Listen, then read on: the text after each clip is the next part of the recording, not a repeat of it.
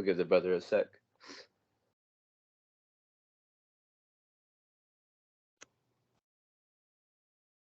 All right, there he is. There he is. My bad. Hold on. God. Let us know when you're good, Ak.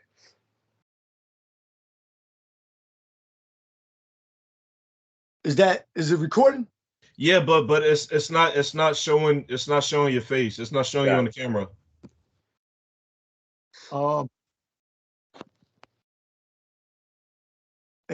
Allow incoming call, share screen, right? God. Share screen. Okay.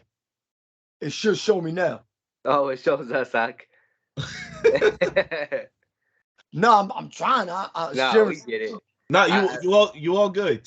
Hey, Yeah. take your time, Ak. Take your time. No, now it is. I'm seeing all right, myself. So now take it off of share screen. Yeah. It's actually showing your physical screen. So if you were to look up precepts, it might be able to show those.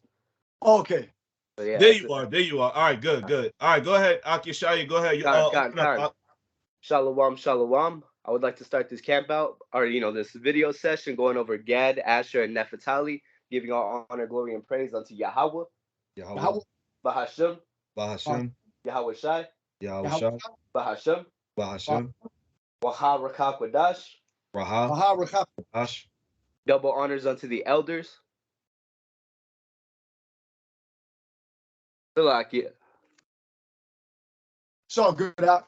Damn, I was getting a phone call. We're gonna have to redo that. Go ahead. God. Let's go ahead and get that intro in again. Hold up. Let me hang up. Let me try to join on my iPad. It's because I had it on my iPad, but it's at 2%.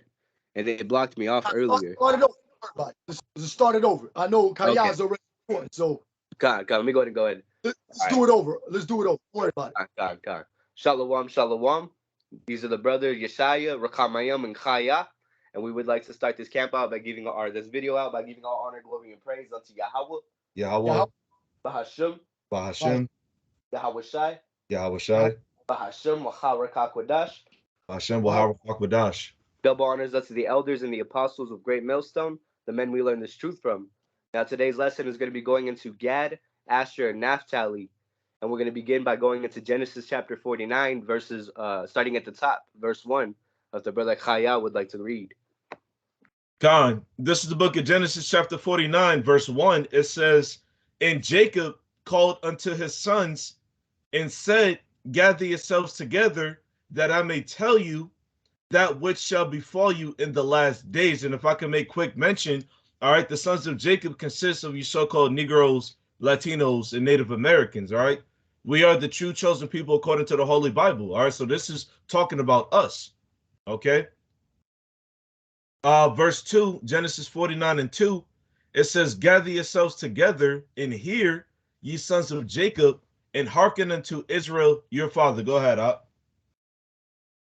God, and that word, I looked up the word befall. It means to happen or to occur to anyone, whether good or bad. Whether good or bad, and to meet unexpectedly, to encounter, to befall, to cause to meet. Okay. This was a prophecy that Jacob was going over with his sons, saying that, he's telling them what would befall them or happen to them in the last days. And those last days are not referring to the ancient world, but it's referring to the last days of what happened to the Native American Indians, with the Negroes, the Latinos, all the tribes in general. So what would happen? How Esau will come over here? Well, now we know how Esau came over here and conquered the Native American Indians. He conquered the Northern Kingdom, and he also conquered the Southern Kingdom. But that was future reference. What was going to happen to us in these times, in these days? Yep. God. Now, if the brother would like to go ahead and drop on down to verse 18 or 19, Salakia. God. This is Genesis 49 and 19. It says, "Gad, a troop shall overcome him, but he shall overcome at the last." And that goes to show, the Gadites, which represents Israel, one of the 12 tribes, they're going to overcome in the end. So that's how we're not in the end. For people to think that the Israelites have already returned which they don't even call themselves that. They call themselves Israelis. For them to claim that this is already said and done, they're lying. The truth, a lie is but for a moment, but the truth shall be established forever. Just paraphrasing off the scriptures. That's right. So Israelites, including Gad, that's the name, are going to overcome in the last. Con. So I'm going into the interlinear, into the Hebrew name Gad. All right, it says Gadah. All right, well, there's a connection between it, is God. All right, it says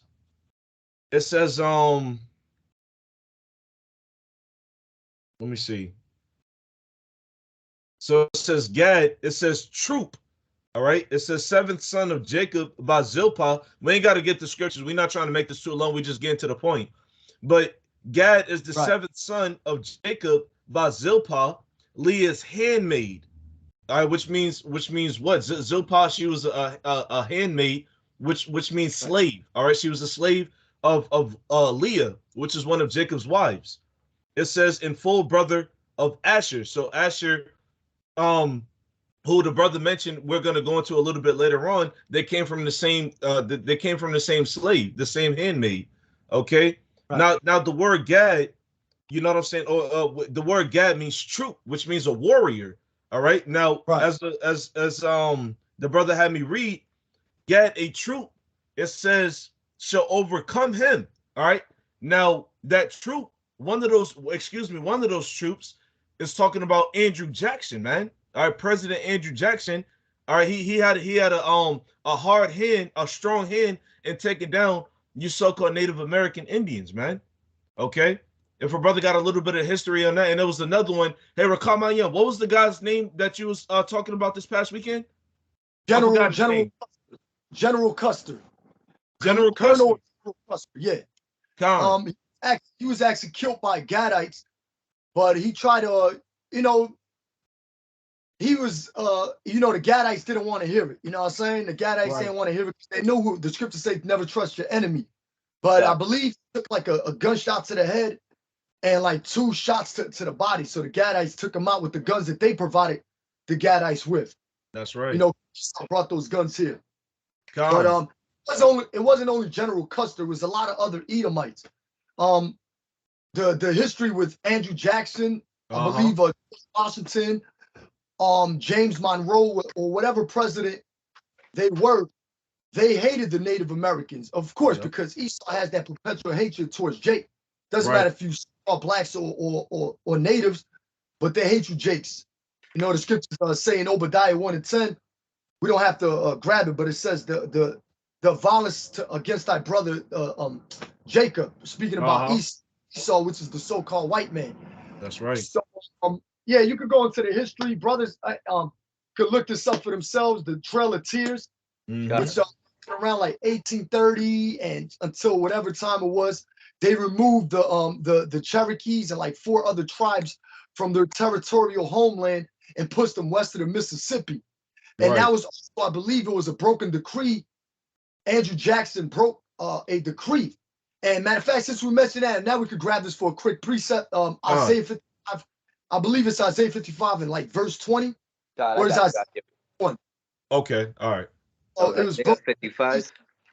Right, it was broken decrees made by Esau. They broke over 500 treaties, including peace treaties, which Esau keep his promise. He says, I'm gonna keep my decrees, but he never does. Right. But Gad always kept on accepting his devil, like believing his devil, and he kept on getting that knife to the back. Okay. Also, so you got it. God, that was Isaiah 55 verse. Which was that? No, it was Psalm. Oh God. Psalm,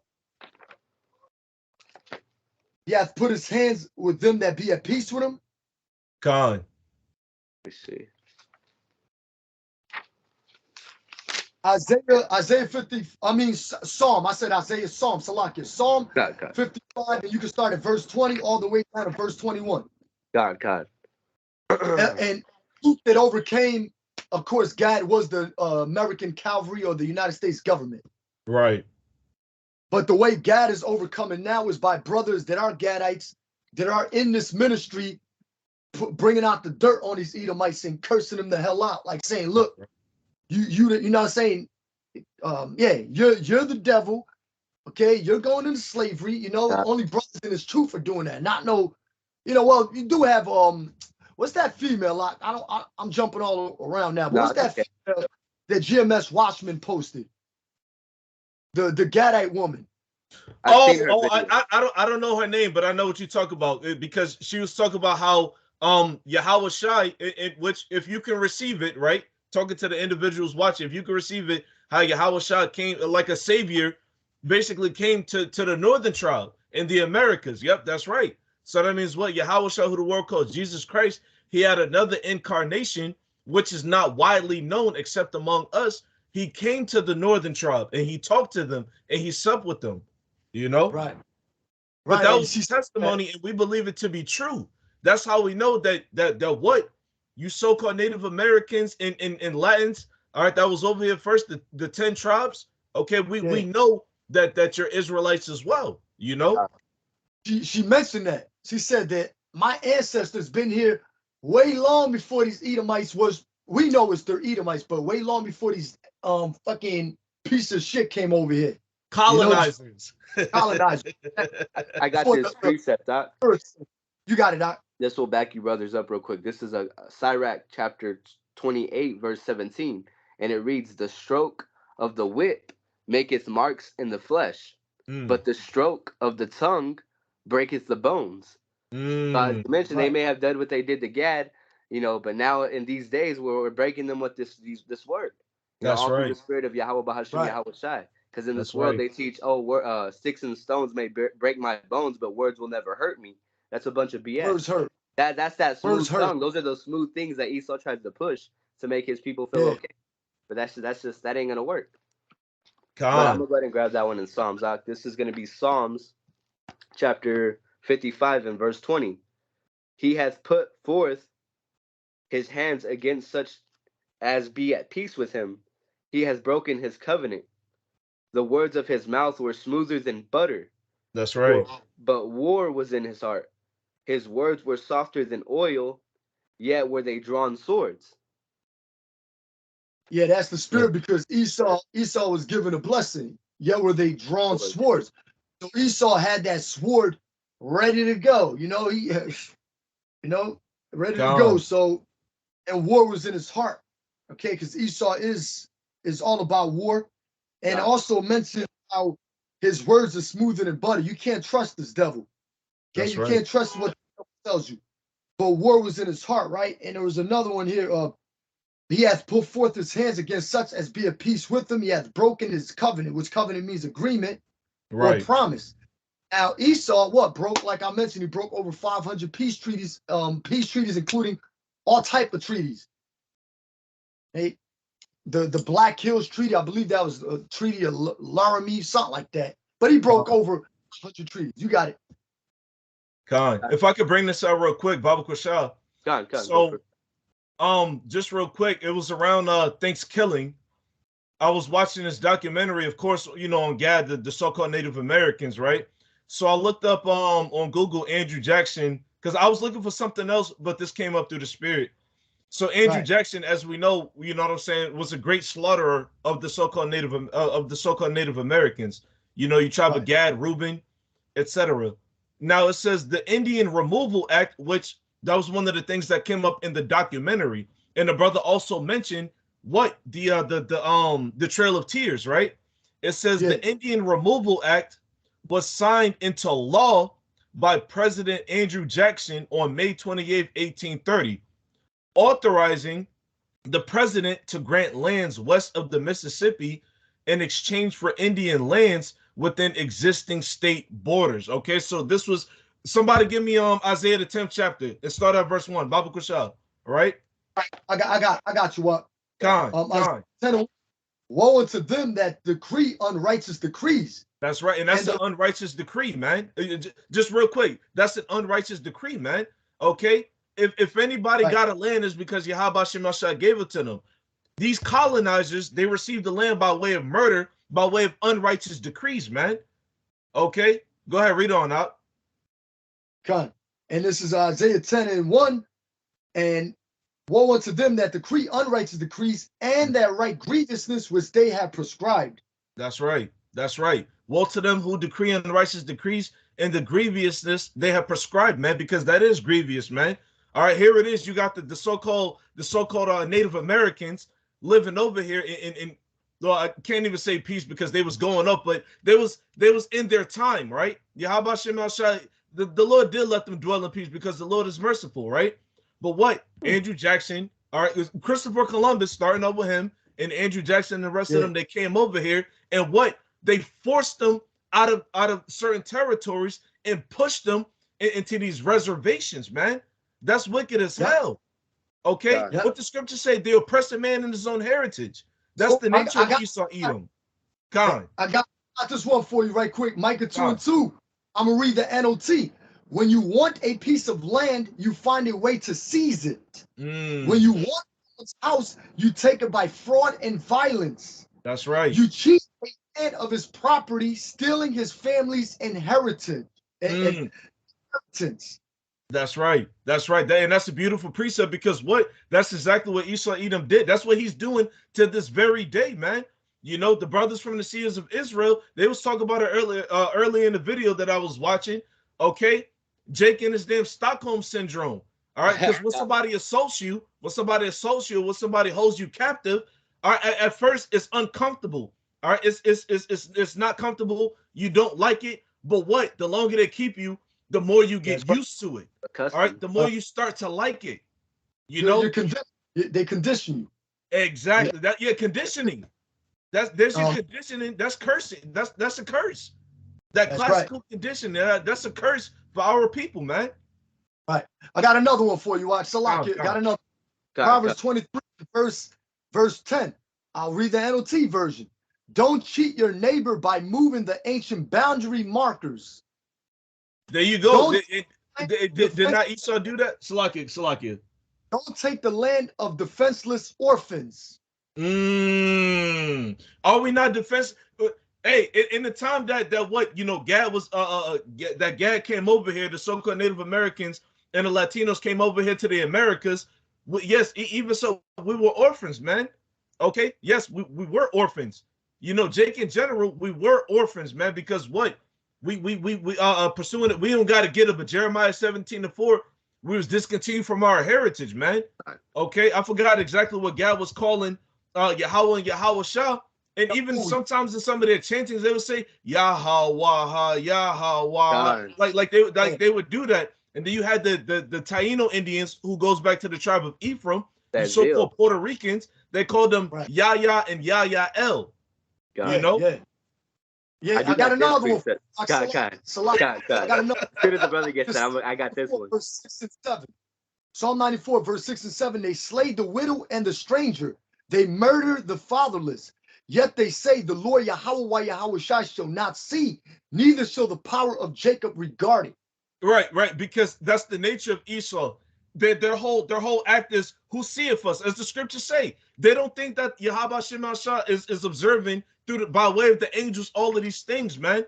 All right, the Lord got eyes all over the place. That's why there's so many articles. That's why there's so many history and so much history and documentaries coming out on the wickedness of these damn devils, man. All right, that's why the Illuminati is exposed, because their whole plan, their whole strategic procedure is to wipe out all of Israel, which it's not possible. You can't do it. You can't do it. One more verse. One more verse. He that planted the ear shall he not hear. He that formed the eye shall he not see. And right. Because Salaki, go ahead. Also, we mentioned like the boarding schools. Esau in Canada with the Gadites had boarding schools. Yep. And what Esau would do, he would assimilate Gad into like they did with the Hellenization period. They'll have Jake's perfect. Not be uncircumcised any longer, eating pork, you know, coloring, like the Gadites would color their hair blonde, bleach their hair blonde. And also in those boarding schools, it's a known fact that just last year and till this day, they're still finding corpses or bones underneath the boarding school that was heavy influenced by Esau. Okay, so they it's not only assimilated us, but they tortured us and put us underneath or in the field somewhere and buried us. Right. So, and those boarding schools were ran by Catholics, like Catholic priests. You know, one of the popes said, "We apologize." The Most High doesn't want to hear an apology; He wants their blood. That's apology or money not be accepted. You can't accept that from the hands of these devils. You ain't got all this stuff. We're gonna do with the money. That's right. I'm gonna go ahead and grab this one. This one I've been holding. This is Numbers 35, verse 33. So ye shall not pollute the land wherein ye are, for blood it defileth the land, and the land cannot be cleansed of the blood that is shed therein, but by the blood of him that shed it. Right. That's true reparations right there. Yaiqual, you Jakes, you so-called Negroes, Latinos, and Native Americans. Now, how be it right here in this day and age, you got it. What is it, California, that's giving reparations? They gave the money to anybody who could trace their lineage back to a slave. Who the hell can do that to its 100% entirety, man? And let's not forget about the Native Americans who are our people as well, man. Okay. What you gonna give in return? God. I forgot how much they gave them, Salaki. I forgot the amount, but it's like any type of money, which this ain't even real money, man. As me and the brother was talking about earlier, these are fucking Federal Reserve notes. What the hell are we gonna do with a fucking piece of paper, man? God. And I believe the brother Rakamayam had sent it in the group, or maybe to me, I don't know, but how they're seeking to please the poor. That's all they're doing. Yeah, exactly. That's all they're doing. You know, and I grabbed this one real quick. Ecclesiastes 8 and 11. Because sentence against an evil work is not executed speedily, therefore the heart of the sons of men is fully set in them to do evil. Break it down now. There you go. Now, because the Lord isn't sending out his judgment right away. It's going to be executed here in the end. Even the scriptures make reference to vengeance is mine. You know, I believe that was the Apostle Paul writing on, I forget which book, Salakia, but I just had read it recently. Romans. But it's... You got it. Con. You know, so the Lord's going to execute that judgment here in the end. You know, that the day of the Lord is darkness and not light. Con. Beautiful precepts, Akim. You know, and if I can make mention of this as well, we gonna move on. Salaki, we're gonna move on. But you had it in the documentary that I was watching. Let me see if I can find a picture real quick. You had it in the documentary that I was watching, which Esau pushes this whole stigma of egotism on the American society. Now, because somebody, matter of fact, Yeshaya, go ahead and give me the definition of egotism on the Google definition, Baba Kusha, because I want to bring this point out, man. It was very important when I was watching that documentary, because that's why these so-called American, that's why these fuck so-called, you are Americans, man. All right, if you're an American state of mind, you're an American. God, this is egotism. The practice of talking and thinking about oneself excessively because of an undue sense of self-importance. And that's exactly, so like, I'm still looking for the picture. Lord's willing, I find it. Hey, Rakamayam, did you have something up? I know it does mention. I want to quickly mention Slakia. Go for it. Oh yeah, it says a self-centered or selfish person, an arrogantly conceited person, and look at all these folly days. Exactly. It's nobody but them. Yet they welcome everyone here, and everyone can be in the churches as long as they look at the images that are of them. That's right. Now I found a picture. Rakamayam, did you have something up? No, I'll wait on until we move on. I was gonna mention something, or grab a scripture in Ecclesiastes, but we'll wait on. Okay, Khan. I found a picture. It says, this is from the documentary. It says the Indian must be imbued with the exalting egotism of American civilization so that he will say I instead of we, and this is mine instead of this is ours. And this was quoted by John Oberle, U.S. Commissioner of Indian Affairs. Okay, as I had brought out earlier, talking about the Indian Removal Act. All right, all of these Edomites, these so-called white people, they're all in cahoots, man. All right, in the government, that they push that stigma that mark of egotism among Gad, upon Gad, because Israel, we are very community-based people, by the way. Okay, that's why you got Jake having the cookouts, the barbecues, inviting everybody and their mama and their grandmama over to, like, yo, like let's get some chicken, let's eat some say what? That sense of brotherhood. That sense of brotherhood. Yeah, of your father the devil, he slaying his own brother. That's just how Esau moves, like his father Cain. Kind. That's right. Beautiful point, Up. That's right. Uh-huh.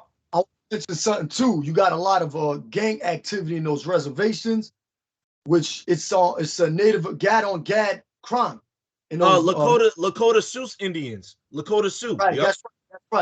That's right. Not only there too, but all in that area is Gadite on Gadite crime, and that's what Esau wants. As long as, and that shows we're the same people, because we suffer the same exact things.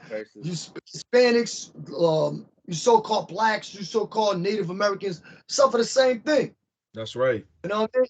Suffer the same thing. You got all these only black Hebrew Israelites that talk about, oh, the Native Americans ain't my brothers. Oh, they are your brothers. God. They fit the curses just like you fit the curses. God. It's the same way. My own in-law. She was saying she was upset. They celebrate their whole Christmas stuff, but she was upset. Her granddaughter received a black, and her from her words, a black doll.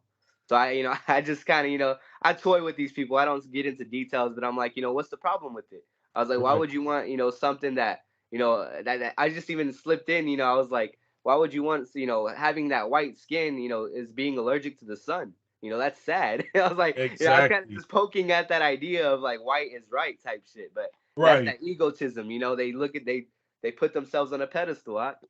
God, that's right. God. That's a lot of the Native Americans too.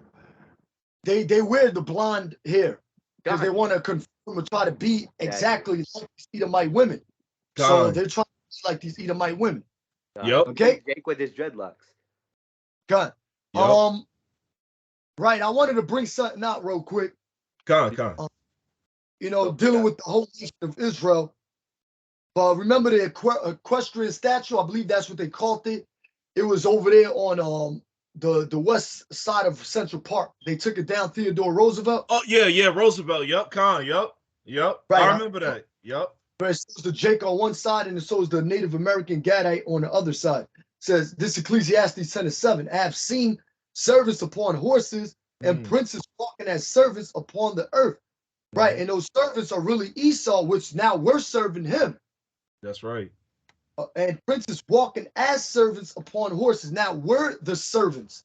Now we're the got to go to them for the need of one of all things. So that right there is that statue speaks 1,000 words. You can just look at that statue and be like, damn, these devils are proud. Right in front of them. Rubbing it in you. God. Of a history museum. And they're basically telling you, we're conquered. We conquered you all throughout history. We conquered you. You're our servants. And the horse represents what? Power. Power. And it was also President what? Theodore Roosevelt. They're all these presidents are all Edomite devils. That's right. They don't. And Jake's got the nerves to go vote for them. Like, what the hell is they gonna give you? What the hell they gonna help you out with? God. Let's move on with the lesson though, because we got a couple more things to try again. God. Yep. Did you brothers want to jump into Second Ezra? No, let's not yet. I'll go back to Genesis 49. Yeah, read that again. So this is Genesis 49:19. It says, Gad, a troop shall overcome him, but he shall overcome at the last, which, we broke it down. Gad means a troop, a warrior. Okay. Which, a lot of, really all of Israel is warriors and stuff like that. But Gad is going to overcome at the last, man. All right. And once again, as the brother said beautifully, that starts with this truth. We're taking down the strongholds by way of this truth, but you got 2/3 Gad, 2/3 of these so-called Native American Indians. They're gonna get busy on Esau, man. They gonna get busy on Esau, man, and the Lord is gonna execute it perfectly, right? But in the last days, as the scriptures say, this is future prophecy. This hasn't happened yet. Right. All right, but it's in the works. Give us spiritual powers. Right. That's right. He's gonna That's give right. us power. Con. Yep. Genesis 49:20. It says, out of Asher, his bread. No. Genesis 33. Con. Salakia. Go ahead. Now, yeah, we got to cover a few more things with Gad. Con. This is the book of Genesis chapter 33. Hold up. It was 20, it was 33. 33, 20, and 21. There's no verse 21 for Genesis 33. Deuteronomy. Oh. It's Deuteronomy. Salakia. Got the books mixed up. No, it's all good. Because I was like, I know it's 33 something. This is the book of Deuteronomy, chapter 33, verse 20. It says, and of Gad, he said, blessed be he that enlargeth Gad. He right. dwelleth. So come on, let's think of the time. So the Most High what did enlarge Gad? What's that? North America and Canada. That's a lot of land. You can't say that ain't a lot of land. That's right. That's what it means by enlarged Gad. God. That's right. It says, he dwelleth as a lion and teareth the arm with the crown of the head. He dwelleth like as a lion, meaning they paint their faces and it look like they have the lion-like appearance, like that fierce look of you look at like Gadite movies, they got like that strong, muscular face, and they'll look at you. It look like a lion's face because lions have that fierce look about them. They're always serious, even though they're always like they look serious. Right? And read that again. Con. Deuteronomy 33:20. I'll start from the top. It says, and of Gad, he said, blessed be he that enlargeth Gad. He dwelleth as a lion and teareth the arm with the crown of the head. Teareth the arm, meaning those blood sacrifices. They'll put, blood touching blood. Like they'll cut each other's arms. You got something called the sun dance and other blood rituals that they do to say what? You're of me, flesh of my flesh, blood of my blood. I believe that was Laban. We spoke about this. Laban or Jacob or, flesh of my flesh, blood of my blood, meaning you are of my people. Right. Like you're people. That's what that means. Like you're of my lineage. You're my family. Now I'm saying that's only referring to Israelites. They're flesh of my flesh, blood of my blood. It doesn't matter if they were dwelling in Ur of the Chaldees, India somewhere, Syria. That's Padanaram, they're still your people. That's what that means. Spiritual, because we are the same people, We are the same people. Whether you had Gadite tribes co-mingling with other Gadite tribes, they're still the same people. They used to make those have those blood rituals, those blood sacrifice or blood rituals. Right. And it's a comfort. Oh, Salakia. We're not saying that that's something like lawful to do. I'm just saying that's what they did, as in that they're the same people. Yeah. Now, the crown with the crown represents like the feathered that they wear. Gadite, every time he would go to battle, the headband, the headband. He'll win a victory. They'll put the more feathers he had, the more more battles he was in, or the more feathers they put in him, the more victories he won. Right. During the or whatever. But the headdress. That's exactly what it means. God. Verse one more. Verse 21. Yeah. God. We're gonna move. We're gonna grab second Ezra, then we're gonna move on to Asher. God. One more. This is Deuteronomy 33:21. It says, and he provided the first part for himself, because there in a portion of the lawgiver was he seated, and he came with the heads of the people. Now, stop right there. Who are the original lawgivers? Levite. The Levites. Isn't it of Levite, right? But in this case, the Gads, which is spiritual, I'm going to mention something after this, is spiritual because they orchestrated or administered whatever law they had amongst themselves as they were the Levites, because the Levites did that back then. They were like mediators between the people, and these Gadite chiefs were like mediators too. Yep. And remember that King Jeroboam, instead of putting Levites to be priests, he put other tribes that weren't of the priesthood to be priests. You couldn't do that. That was a violation.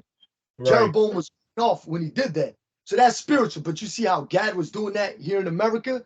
They were playing as those Levites. Right. They wasn't following order, and that's why Yahweh Shem said ultimately jacked all of Israel up, but when you look at northern tribe is out of their fucking mind, bro. That's why you got a lot of, you just had it. No, I ain't even gonna make mention of that, but that's why you got Gad in these reservations like the Lakota Sioux Indians and stuff like that. That's why they're alcoholics. Like, if I'm not mistaken, the Native Americans, as far as America, they're like number one for suicide, man. These so-called Indians in the reservations, they're number one for suicide, man. They killing. I was just watching this video a little bit earlier talking about this kid called Robert, Robert Looks Twice. He's a Gadite, right? A so-called Native American Indian. And, he was 12 years old. The video was published like fucking 11 years ago and stuff like that. But he's talking about how his mother's a cokehead.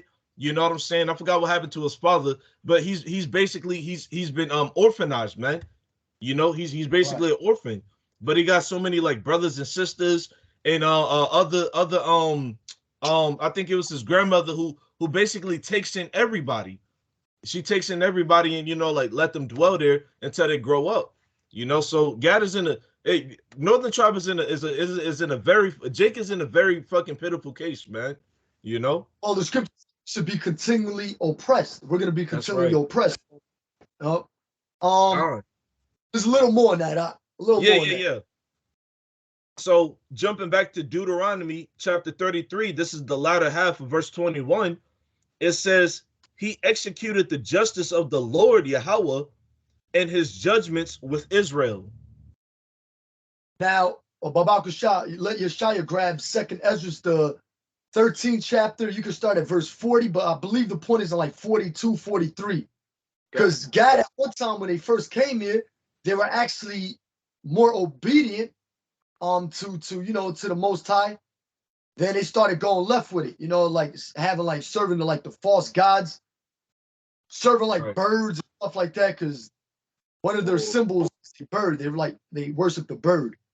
Having powwows and stuff like that. That's completely off. Right.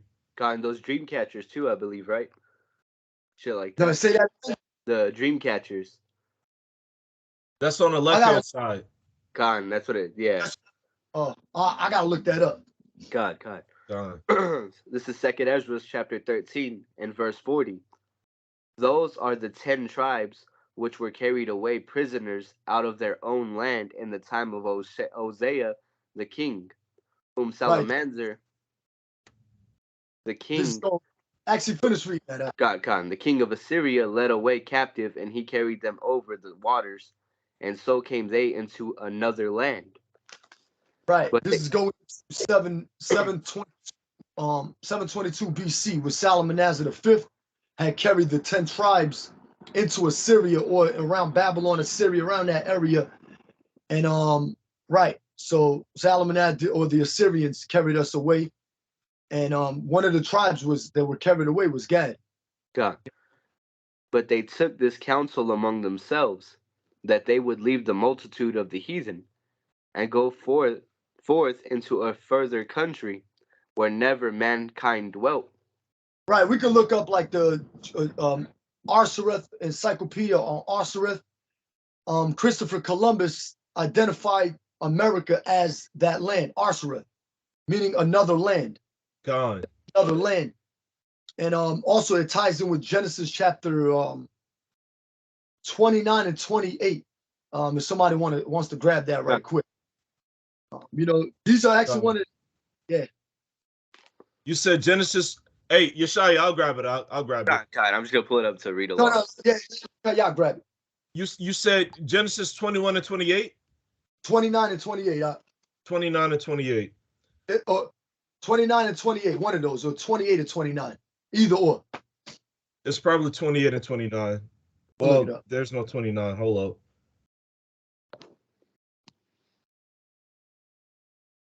29 and 28. 29 and 28. Oh, okay, Con. It says Genesis 29 and 28. It says in Jacob.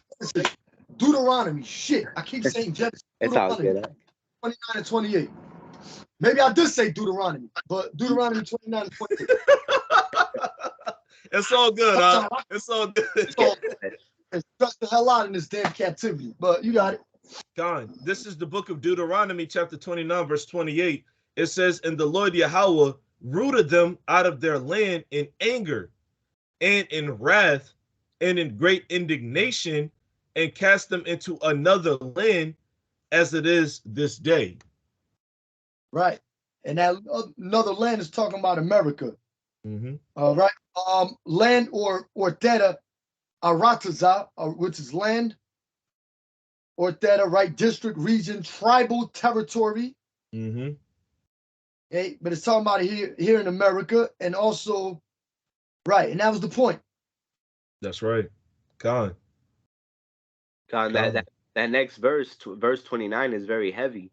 You know, it goes into the secret things that they belong unto the Lord. You know, because this is something that was revealed later on. Because America wasn't existed. You know, they didn't know it as America. Right. Yeah, because Arsaris, and you know it's crazy. This place actually used to be called Canaan as well. They called New America Canaan, right? New Canaan. New Canaan, right? Or Canaan. That's why until this day you still got places in America or cities named after Canaan or Egypt or right. Right. Yep. Con. That's a good point. Con. Jumping back to 2nd Ezra, chapter 13, I'm going to go back to verse 41. And it reads, but they took this counsel among themselves that they would leave the multitude of the heathen and go forth into a further country where never mankind dwelt, that they might there keep their statutes, which they never kept in their own land. And right, so that ties to Deuteronomy 33, right? Deuteronomy 33 and verse 21. Mm-hmm. So came here, it was like calling on Yahweh, and like the brother mentioned, like the chants they would make, how like those Hebrew characters. Right. Were, Con. Right. Con. House those Hebrew characters out, but it's all the spirit, you know, because it damn sure don't fit these gutter rats. No. Don't fit nobody but us. I mean, who can it fit but us? That's right. That's right. People always try to wait a moment. So you mean to tell me they had boats and they came around the Horn of Africa? How did they do all that? They don't understand the Lord's power, man. They don't understand. Like they try to figure out, like burning brain cells, trying to figure out, like, wait a moment, what the hell are they talking about? Let's leave it alone, man. They got here. They were here way before Christopher Columbus or these Edomites or the Puritans came over here to the Americas. Okay, that's a fact. That's a fact.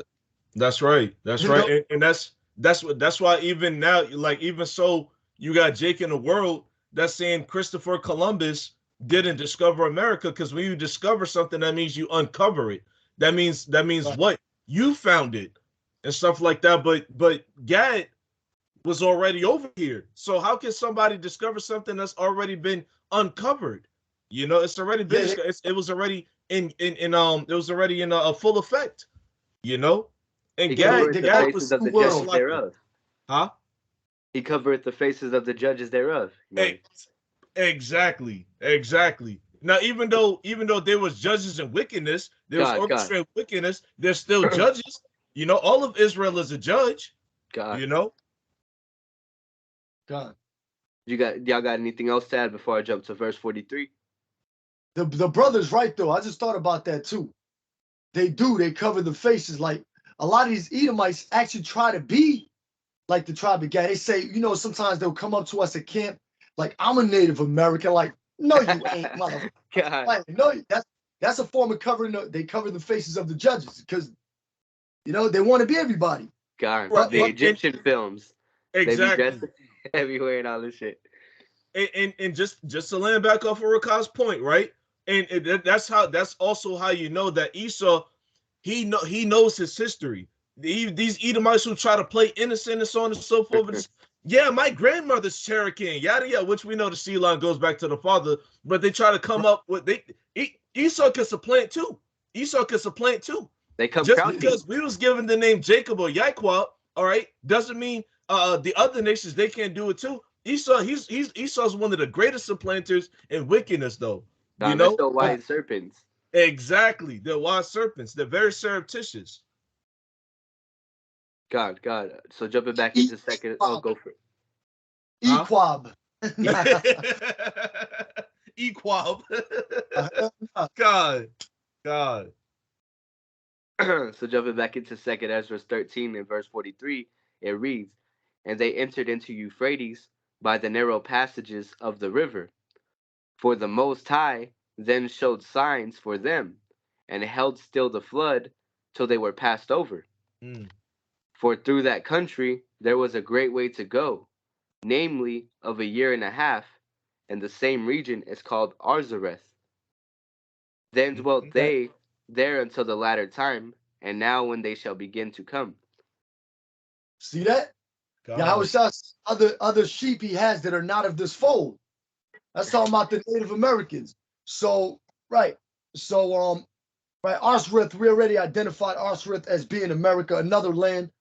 And it's talking about Arzareth. Where else is it talking about? It ain't talking about Assyria. We were taken here, but afterwards we came around the Horn of Africa and came over here to the Americas. Let's jump down to the next tribe, Bob. God. I'll just bring out John 10 and 16 real quick just to back you up, and then we'll move on. Baba Kushal. This is John 10 and 16. It said, and this is red letter Yahweh speaking. It says, "And other sheep I have, which are not of this fold, them also I must bring, and they shall hear my voice, and there shall be one fold and one shepherd." All right. Also correlate, which we're not going to pull up, but correlating to Ezekiel the 37th chapter, talking about one stick for Judah and one stick for Israel, and being put together. All right. So Yahweh, as we mentioned briefly earlier, the Gadite woman who gave a testimony of how Yahweh came over here. He was reincarnated over here, you know. But just to land back up for the brother's point. And that's the tabernacles of David being the breaches being shut. You know, it ties in with Ezekiel 37. But let's jump into tribe. God. So now moving on in Genesis, the 49th chapter. This is Genesis 49 and verse 20. It says, "Out of Asher his bread shall be fat, and he shall yield royal dainties." Somebody want to go into that? I'll go into it. I'm a witness to it because I've been around. Now Asher would be so-called Brazilians, also the people in Venezuela, Colombia. That's Asher, and around that area, that's Asher. Now Asher happy. Okay, we're gonna get into that in a little bit. Asher means happy, right? Ashar in the Hebrew, Ashar. Now, I've been around Brazilians. Their pastries, amazing. They got something called like the custard cake. I forget, there's a name they call it. It's like custard cakes with like some cream inside. Amazing. Like their dainties, pastries, cakes, amazing. You know what I'm saying? Amazing. You go into a Brazilian bakery, oh my goodness. Woo! I ain't going in the morning time too. Shit. But for like breakfast too, they hook you up. Right. Read that again now. God. This is Genesis chapter 49, verse 20. It says, "Out of Asher his bread shall be fat, and he shall yield royal dainties." Now, check this out. It says here in the NLT, Asher will dine on rich foods and produce food fit for kings. That's right. And just to make the point too, the brother was talking about it in the it was the brothers from Atlanta. They was talking about how like Asher loves to eat, man. You know what I'm saying? Like because when you look at Brazil, which that goes back to the Hebrew word barazol, which means brass or iron. Okay? Right. Brazil, that's a very fruitful and fatting land, man. Okay, because of the resources. And so thus Asher thrives. All right, Asher is basically all of Brazil except for um Argentina and Chile, which we're gonna get into later. You know, it's basically all of Brazil except for those two masses. You know, toward well, in the southernmost parts of it, but Asher, like they, and not only foods, and we're gonna get into it, but you know they got they make a food fit for kings. All right, they got all the oil and resources. They have they're plenteous in resources. That's why you got Esau over there, and they show you in these movies like Rio, that there's a cartoon movie called Rio. It's a 3D animation, you know, for children, quote unquote. But it shows you that Esau, he's wiping out. He's trying to wipe out the Amazon rainforest, man. Okay. Yeah. He's trying to wipe out the Amazon rainforest because he's trying to starve Asher out, which then that's once again how you know that Esau knows who the true chosen people of Yahweh Shem El Shah are. He's trying to wipe out the resources, man. You know? Also, there's this movie I watched years ago called The City of God. Brothers could check that movie out. It was a violent movie. But it was like Asher, the tribe of Asher. They act just like Jake here in America. The young dudes causing trouble. They got pistols on them. Man, it's crazy out there too. The favelas, you know, they got like a compact city. Everything is like so complex. Like they got like favelas in the ghettos over there in Rio. They got over 100 ghettos on Rio alone. Rio de Janeiro is big. It's big. It's a huge city. It's a tourist attraction too. They got one of the best soccer teams. Brazil, the Brazilian soccer team. Yep. In the world. And they go through a lot of shit. Now going back to the name Asher, Asher means happy. You know, no matter how much you put our people through, they always seem to have a smile on it. If you look at those children over there in Asher, in Brazil, or the tribe of Asher, or Venezuela, Colombia, no matter how much hell they catch, they always have a smile. They always. It's like they you know, they get vexed. A lot of police brutality out there. Yep. And they be walking you like, you know, like you got, it's like a tourist attraction. They be like, come visit my ghetto. You know, people go there with their camera. Come, I'll show you my ghetto. Like TV cribs, but there's like they'll show you the ghetto version of it. Like come to vem aqui pro mi ghetto aqui a favela para mostrar umas coisas aqui. Right? They speak like that. So, this is a Brazilian rapper named MV Bill. MV Bill. He talks about like a lot of the like he's a political rapper, like a revolutionist, and he talks about a lot of how Jake is going through. He don't really know he's an Israelite that I know of. He don't know that he's an Israelite or whatever, but he does have some type of zeal, but not according to knowledge. At least he knows something. And and he tells you about all the heartaches and trauma that those people go through in that land. Right. You know, like you said, they remain with that smile. I did find this Brazilian characteristics. It says the results indicate the main traits of Brazilians' personality: sensual, cunning, cheerful, creative, hospitable, like as the brother mentioned, friendly, and cordial. Yeah, that's right. There you go. Just as you described it, the same, you know, the little acting you gave us. That was very on point. Like, yeah, Akim, I've been around them my whole life, and they're very friendly. God. They're wild too. Their women are wild. The Brazilian women are, you know, they're harlots. They're a bunch of. But I've been around Brazilians, the tribe of Asher, my whole life, and I can tell you, you know what I'm saying, these scriptures don't lie. It's like you're connected to these people. You know what I'm saying? You're connected to a certain extent, I'm gonna say. Exactly. Because we're not poor. I want to say that, you know, you're connected to them as far as like they are your people, but if they don't get right, I gotta put them to death. But Baba Kushat, could you grab that precept since you mentioned the oil? Could you grab he said dip his foot in oil? Yeah, that's in Deuteronomy, the 33rd chapter. I'm gonna grab it in I just wanted to make quick mention because Asher means happy, right? So, and I actually heard about this a long time ago. I don't even think I was in the truth at the time, but a long time ago. And actually, Benjamin kind of does the same thing. But there's this big ass festival that these so-called Brazilians they throw every single year. All right, it's called Rio Carnaval. All right, which means Rio de Janeiro Carnival, like a big party. You know, like a big party. You know, they throw it every single year, and you know what I'm saying, like around that, and it happens like around like summertime. So you got a lot of people, you got a lot of people from around the world. They'll go to Brazil just to go party with them. And around that time, the fucking the airplane tickets max out. The airplane tickets they max out because everybody's trying to get to Rio Carnaval. You know, now like I said, Benjamin, he does the same thing with these things called it's a pasa pasa. It was this chick in the world. She's a Benjamin. She was telling me about it. You know, like basically saying that we're the same people, the so-called Jamaicans and people of Barbados and stuff like that. That we're all the same people, man. You know, we like to Jake. You know, Jake like to hell. You got it over in America. Jake throw a damn block party every summer. We like to get down, man. Like we like to boogie. We like to have a good time. We like to eat. We like to drink. We like to fuck.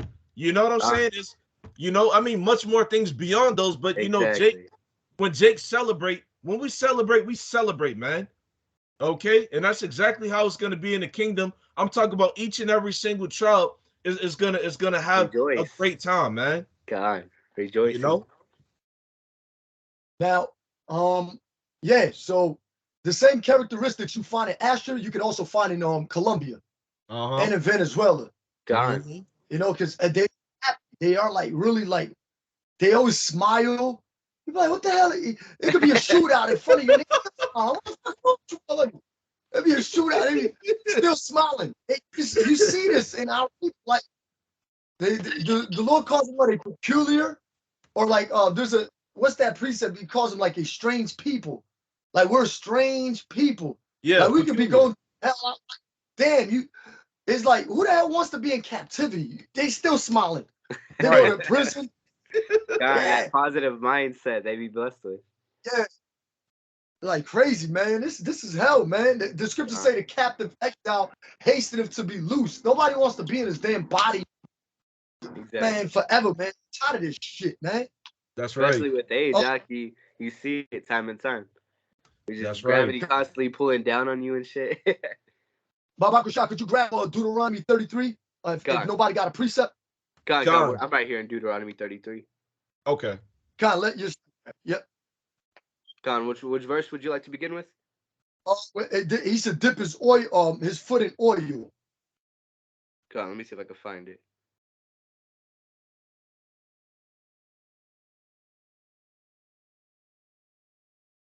Or dip his feet in oil. That's 24 through 25. Deuteronomy 30. This is Deuteronomy 33, verses 24. And it reads, and of Asher he said, let Asher be blessed with children. Let him be acceptable to his brethren, and let him dip his foot in oil. Thy shoes shall be iron and brass, and as thy days, so shall thy... God. Okay, let him dip his foot in oil. Now, Venezuela had one of the largest oil reserves back in 2020. Brazil also is a very huge supplier of oil, whether crude oil or whatever, but they have a lot of oil. Colombia, that area is known for its oil. So this proven fact, because back then where the tribes were dwelling,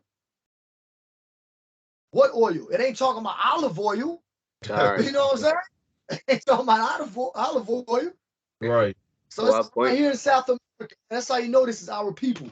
Yep. And people always want to ask us, or they try to like buck up against the 12 tribe chart. Like, how do you know this stuff? You guys, how can you just say these people are these people and that? It's characteristics, man. It's the spirit. Right. It's definitely in you. You don't feel it. You can feel it. That the 12 tribe chart is perfect.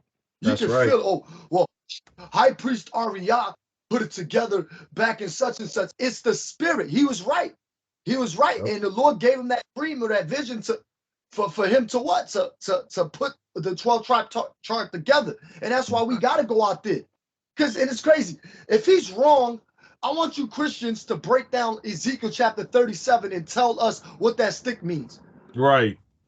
We know 12 tribe chart back then. We knew we had records of who we are. So if the man is wrong, then prove us wrong and break down Ezekiel 37 and break that down to us and tell us what it means. Right. You can't just have a dream like that in a leadership position and have a dream like that and totally be off. It doesn't. The Lord, see how the Lord uses it's like become fruitful as well. You know, just as many people hate on it, it's bringing in more and more on top of it, you know? Exactly. Exactly. Yeah, beautiful, beautiful point. Because the more vocab tries to demonize and buck up against the 12 tribe chart, then guess what?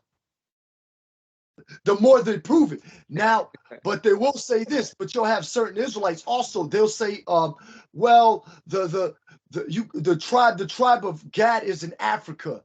Oh, but they can be in Africa, but they can't be over here. Yeah. but don't we bring out precepts like our people are scattered everywhere? Yep. Exactly. Right. And now if they Salakia, so just real quick, if they stumble on things like that, how much more the Israelite foreigner doctrine? Because they still can't understand the word Gentile in the New Testament. You know, they can't understand because what they're spiritually discerned, man. They can't pursuant to Isaiah 6 and 9, they won't the scriptures say make the heart of this people fat. All right, meaning what? Give them ignorance, give them that spiritual blindness, that spiritual deafness, man. All right, they can't. These Christians, these wacky tacky Christians, they can't receive the fact that people are scattered, man. It's like, well, shit. On a basis level, don't you and your fucking family travel to other countries? The wild point out. You know what I'm saying? Gather up, you know. Yeah, like is a cruise ship far-fetched? Don't you go on cruise ships and fucking airplanes? All right, which what? That's proof that we traveled in the ancient world. You know, travel was a part of the ancient. The scriptures talk about chariots and horses. All right, we had transportation. Yeah, these people are bugged out. God, people are bugged out. Right, because they're trying to ultimately, like for example, the tribe of Judah coming over here to America. How can we prove they're them? Well, didn't they come here on slave ships? I mean, it's obvious. Okay, the Benjamites, and you can just tell because brothers are connected with that spirit. Like we understand there's a vibration when we use the 12 tribe chart. There's a vibration, and it's a heavy vibration. You know, if these people can't get it, we're not gonna be there trying to break everything down to them. You know what I'm saying? Like, it doesn't make sense for us to sit there for an hour for somebody that just doesn't get it.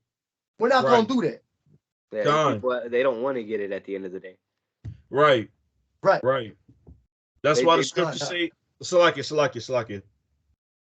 No, I was just gonna mention, they just want to stick around to try to convince you on why, you know, they don't believe it and why you shouldn't. God. That's what they're trying to teach demons. The scriptures say Yahweh Shai didn't come to be ministered unto, but to minister, to serve. That's right. You got people trying to tell us what they believe in, but they don't even know their nationality. Right. What's your nationality?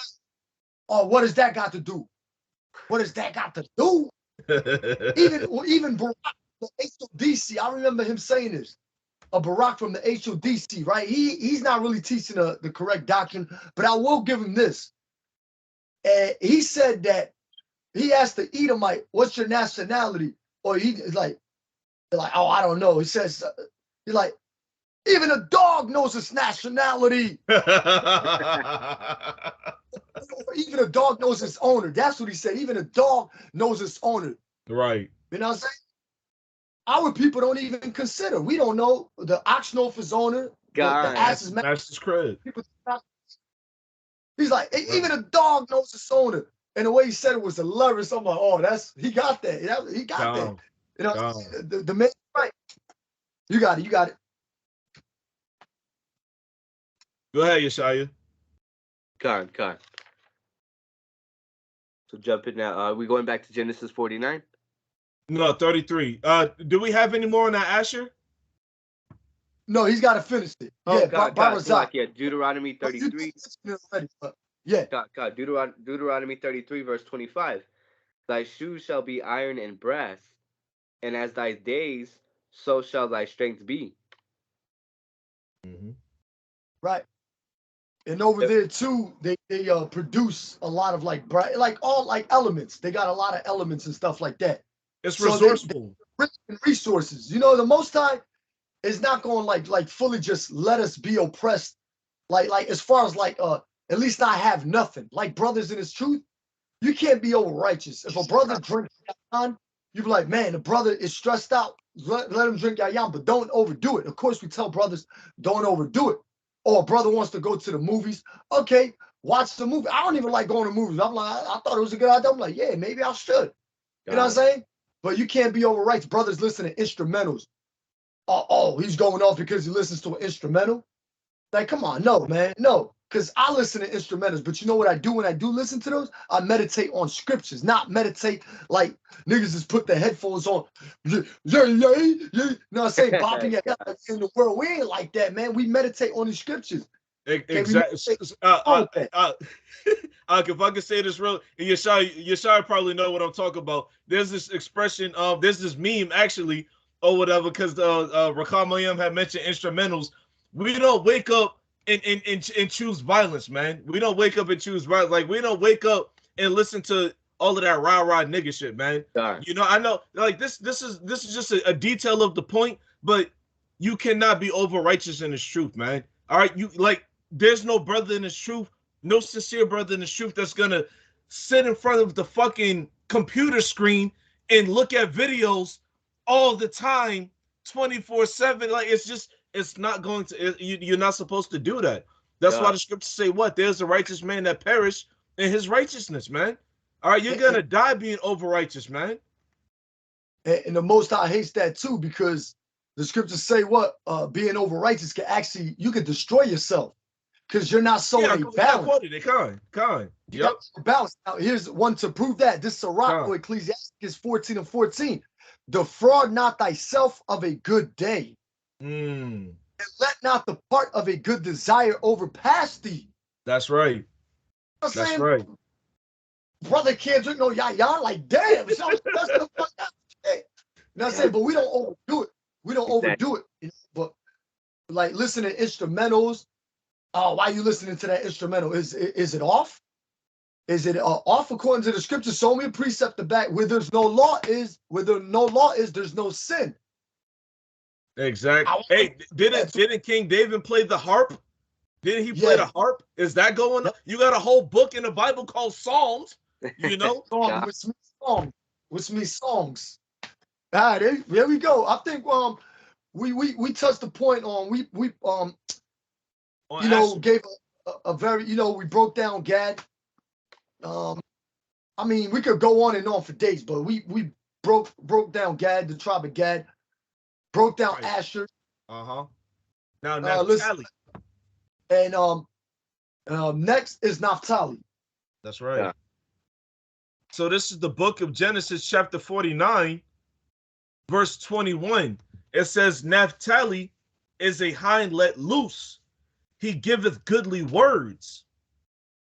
Let's stop right there. A hind let loose. Now, a hind is what? Like a deer, right? Like a deer. Now, in South America, in that area where Naphtali is at, there's a lot of deers, like in that area. A hind let loose. Right. Okay? There's a hind let loose. And that's also referring to the cattle. You know, they can have other spiritual, but it's referring to like the cattle, like deer and stuff like that, or in that area, a hind let loose. All right, because they do have a lot of land there, and a lot of those Argentina is, a lot of that land is what's that word, man? It's called something land. It's a word for land. They got a vast majority, a big portion of land. Yeah. Let's just say that. They ain't got to be all. But go ahead. Khan. That was really the scripture on Naphtali. Now, the word Naphtali in the Hebrew, in the Paleo Hebrew, the Lashon Kodash, is Naphtaliya, right? Which means wrestling. Okay. Now, going back to the brother's point that there's a lot of deer over there that also represents Naphtali's personality, right? So, brothers bought out, the Atlanta brothers have bought out the gaucho, right? So, this is the Wikipedia for gaucho. It says a gaucho is a skilled horseman reputed to be brave and unruly. It says the figure of the gaucho is a folk symbol of Argentina, Uruguay, Rio Grande do Sul in Brazil, and the South Chilean Patagonia. Now Naphtali is mainly, his dwelling place is mainly in Argentina and Chile, all right, at the southernmost parts of South America. It says gauchos became greatly admired and renowned in legend, folklore, and literature, and became an important part of their regional cultural tradition beginning late in the 19th century after the heyday of the gauchos, where they were celebrated by South American writers. So basically the point of gaucho is basically a cowboy. A gaucho is basically a cowboy because it says, even in the Wikipedia definition, he's wild and unruly. Okay, so those are the westernized, Americanized cowboys, and so on and so forth. The outlaws, if you will, and that's the personality of Naphthaliya. And the brother also mentioned in the video that like they're real big on like eating steaks, and they're famous for like their wine imports. I mean, their wine exports. Yeah, the wineries. Wineries. I'll back you up right quick. Deuteronomy 33 and verse 23. And of Naphtali he said, "O Naphtali, satisfied with favor and full with the blessings of the Lord." That's right. God, and full with the blessings of the Lord, man. So, like, read that one more time. I feel like it's something I missed. Chapter 33 and verse 23. And of Naphtali he said, "O Naphtali, satisfied with favor and full with blessing of the Lord Yahweh Yahweh Shai." Yeah, that's right. That's why you got Naphtali, these Argentinians and Chileans. You know what? Like they live good, man. They live good. They eat good. You know what I'm saying? Like I said, when you look at a lot of these like when you go to these liquor stores and you look at the wine, a lot of them come from Chile. Like Chile is big for their wine exports, man. Okay, like what is it called? The I forgot what it was called. But it's like a certain type of wine that they drink to red wine in general. It breaks down like the real heavy meats and stuff like that. That's why like wine in moderation is good for breaking down food. So that way, it help you. It gives you a solid stool. It gives you a solid stool. You know what I'm saying? And like I said, Naphtali is they're big, and I forgot the name of the wine, man. It's not a Cabernet. What is it? It's a hold on. So like I'll find it. I'll slide. If a brother got anything, go ahead. I'll bring it out later on. So First Timothy chapter 5 and verse 23. Drink no longer water, but use a little wine for thy stomach's sake and thine often infirmities. Now I believe that Timothy had a stomach ailment. So what he did was drink wine. I believe he's referring to Timothy, but he had like a stomach ailment. And back then the wine will actually relieve that ailment, whatever ailment he was going through, we don't know. But it said that drink that wine for your stomach. So there's nothing wrong with Timothy drinking. Right. And I say for his stomach's sake. And it helped him through that pain or whatever agony and pain he was going through. Right. So drink is not going off. But in moderation, you drink in moderation. We drink wine at the Passover. So it's not going off. And by the way, that's a commandment too. What the brother just said, for you, for you sincere, brothers and sisters listening, that's a commandment to hold the Passover first and foremost. All right, to hold the Passover, the Pesach. All right, you have to drink wine on the Passover, man. All right, no excuses. You have to drink wine You have to eat lamb or goat, okay, on the Passover. That is a commandment. By the way, all right. So when the Passover comes around, and you know what I'm saying, you get the opportunity to be around brothers and things of that nature. Brothers ain't trying to hear none of that. Oh, I can't make it because of XYZ. Brothers ain't trying to hear that I'm a or I'm a vegan, or none of that. Brothers ain't trying to hear, oh, I don't drink and so on and so forth. No. If you are a servant, if you are a soldier of Yahweh Shem Yahushua, obedience is required, man. By the way. Yeah, but it's called Malbec. Malbec. That's what they drink. The Argentinians and the Chileans. You know, Naphtali, the tribe of Naphtali is Malbec.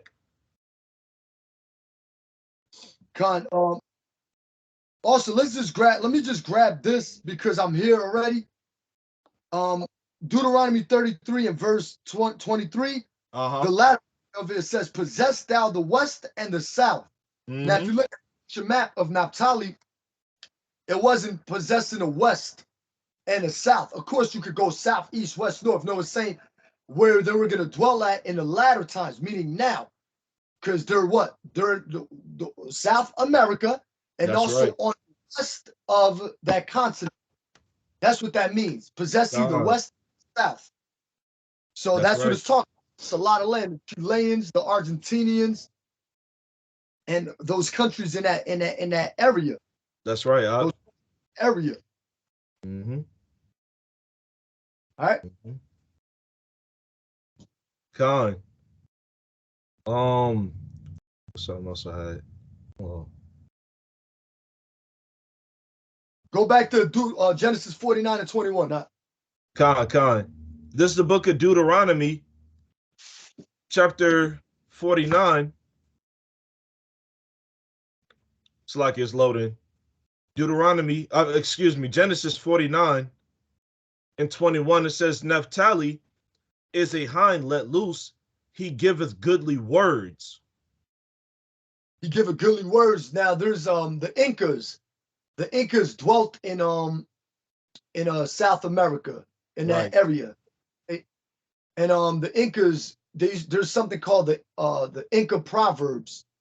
The Incan Proverbs. The way they speak, they're fluent when they speak to you.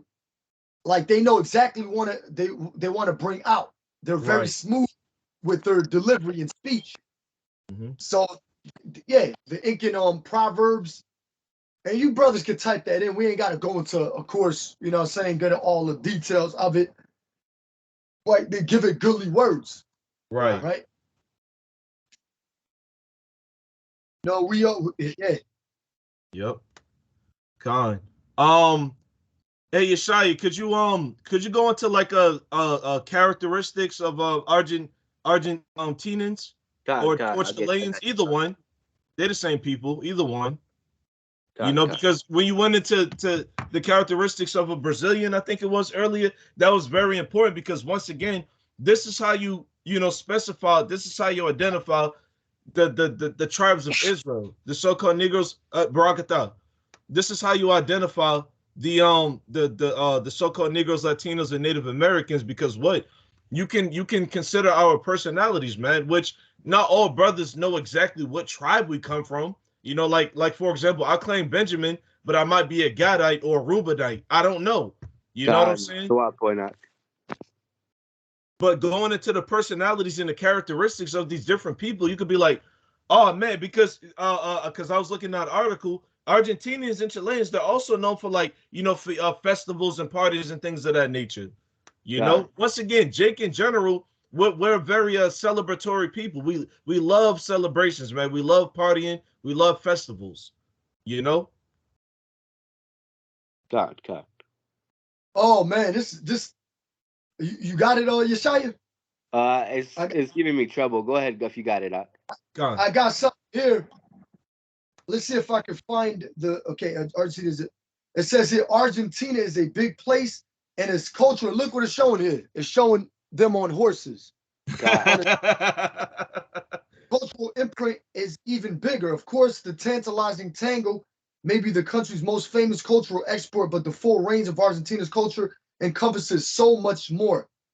Here you'll find a distinctive blend of Latin America and indigenous traditions, often overshadowed by a strong influence of European customs, which that's off, of course.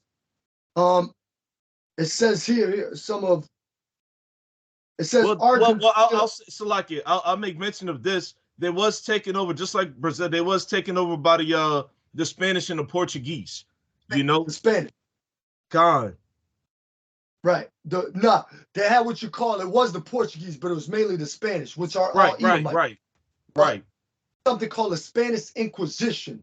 And they went to hunt down anybody that was practicing Judaism, as they call it, Judaism. Right. Okay. And they also had they had the Spanish Inquisition. Well, that in that area was like the Spanish Inquisition. And also I believe the Spanish Inquisition in over here in America somewhere or in the West. But it says here, from cosmopolitan cities like Buenos Aires to the soaring snow-capped Andes Mountains and the rainforest surrounding Iguazu Falls, the diversity of Argentina's culture can vary widely from place to place. It says here, vast land. Dance the tango. Yep.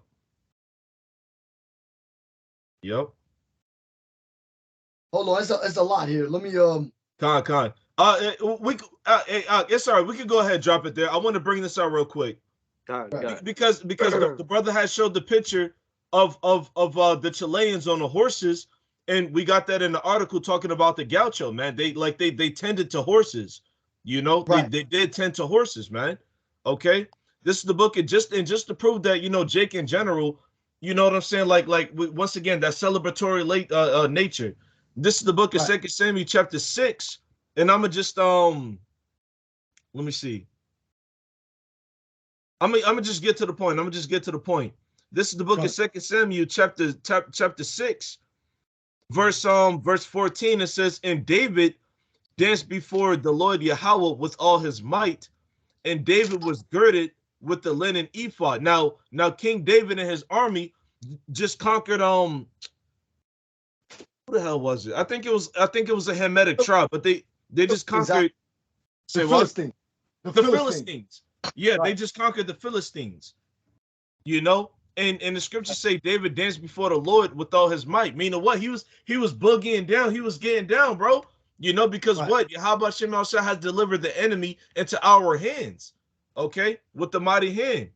All right, and then verse 16, 2 Samuel 6:16, it says, "And as the ark of the Lord Yahweh came into the city of David, Michal, Saul's daughter, looked through a window and saw King David leaping and dancing before the Lord, and she despised him in her heart." Because, well, we ain't got to go into the whole thing, but Michal was the wife of King David, who was King Saul's daughter. And if you know King Saul, he despised King David, right?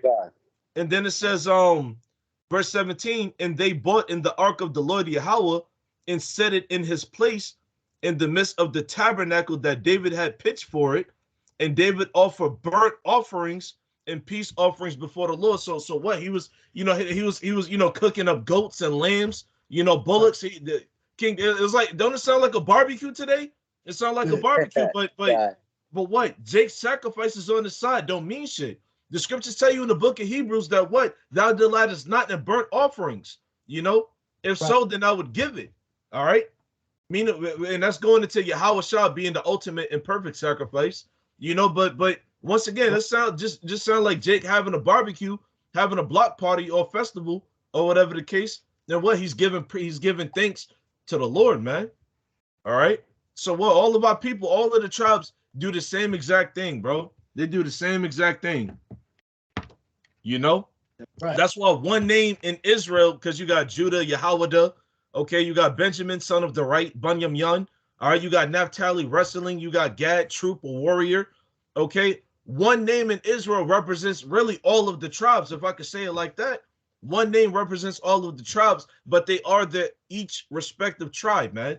Yahweh Shemashah gave them that specific name for a reason through Jacob, who was later name changed to Israel, Yashar Allah. God. That might have been it on Genesis 49 with Naphtali. God. We could go into it in depth, even more, but the point was been made. That's the right. point's been made. So yeah, we went into what the tribe of Gad, went into the tribe of Asher, and went into the tribe of Naphtali. That's right. So, Lord willing, your brothers are edified. God. Okay, brothers. Now, of course, brothers bring out different points. You're gonna hear another brother somewhere make a video of Naphtali and bring out another point that we didn't bring out here. And that's why it's always important for younger viewers or for viewers that want to be in tune with knowing the tribes and their characteristics and going into these scriptures. You know what I'm saying? It's listen, watch these videos. Watch these videos. Just don't, oh, he said this. Watch these videos and look up these things. Look, you're not gonna look up everything in a 2-hour span. You can't do it. It's impossible.